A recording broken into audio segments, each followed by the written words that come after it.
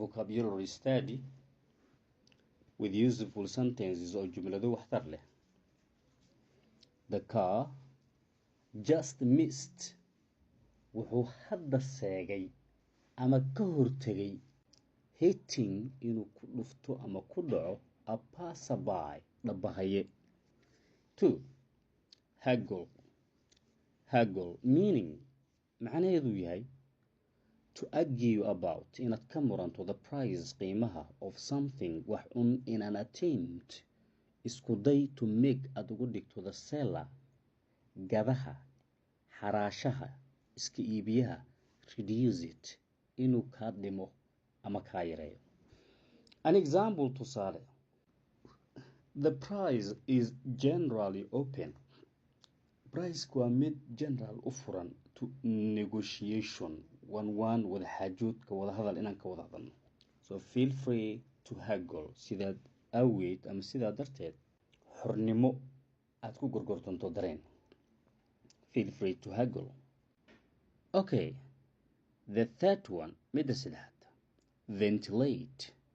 ventilate meaning cause in uu sababay air hawo to enter in ay gasho. Cause waa sababida air hawo to enter in ay gasho and circulate freely si freely ayna ugu meeraysta ama ugu wareegto in a room hall or building ama dhismo. An example tusaale, please ventilate the room well. Fadlan qolka si fiican neecaw ama hawo u sii while applying goorta ama marka la marinayo paint rinjiga to the walls derbiyada. 4. Giggle meaning to laugh in loo qoslo repeatedly but uncontrolled way, laakiin hab aanan control lahayn.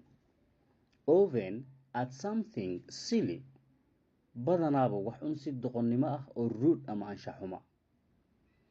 An example tusaale, she felt waxa ay dareentay an overwhelming